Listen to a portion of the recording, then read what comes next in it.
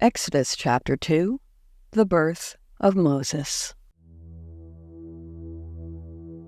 Now a man of the tribe of Levi married a Levite woman, and she became pregnant and gave birth to a son.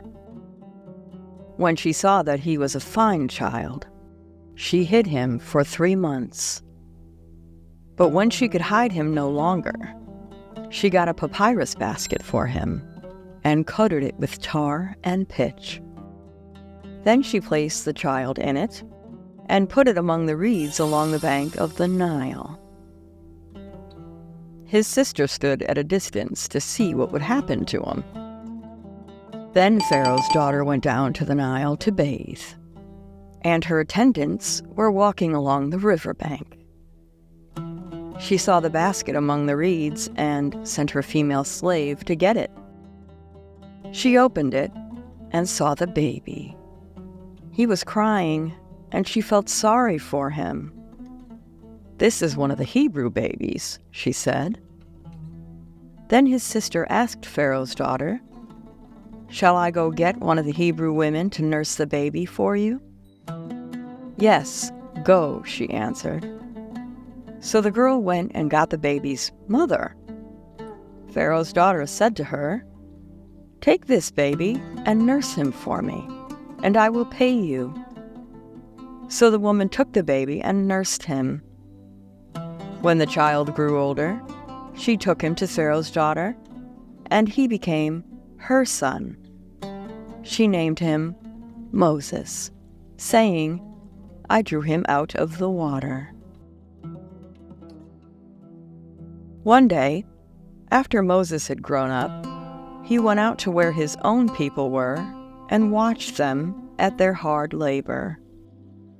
He saw an Egyptian beating a Hebrew, one of his own people. Looking this way and that, and seeing no one, he killed the Egyptian and hid him in the sand.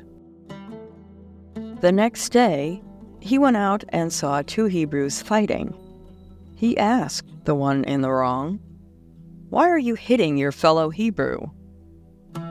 The man said, "Who made you ruler and judge over us? Are you thinking of killing me as you killed the Egyptian?" Then Moses was afraid and thought, "What I did must have become known." When Pharaoh heard of this, he tried to kill Moses, but Moses fled from Pharaoh and went to live in Midian, where he sat down by a well. Now a priest of Midian had 7 daughters, and they came to draw water and fill the troughs to water their father's flock. Some shepherds came along and drove them away.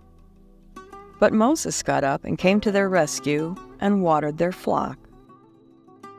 When the girls returned to Reuel, their father, he asked them, "Why are you returned so early today?" They answered, "An Egyptian rescued us from the shepherds. He even drew water for us and watered the flock." "And where is he?" Reuel asked his daughters. "Why did you leave him? Invite him to have something to eat." Moses agreed to stay with the man who gave his daughter Zipporah to Moses in marriage. Zipporah gave birth to a son, and Moses named him Gershom, saying, "I have become a foreigner in a foreign land." During that long period, the king of Egypt died. The Israelites groaned in their slavery and cried out, and their cry for help, because of their slavery, went up to God. God heard their groaning, and he remembered his covenant with Abraham, with Isaac, and with Jacob. So God looked on the Israelites and was concerned about them.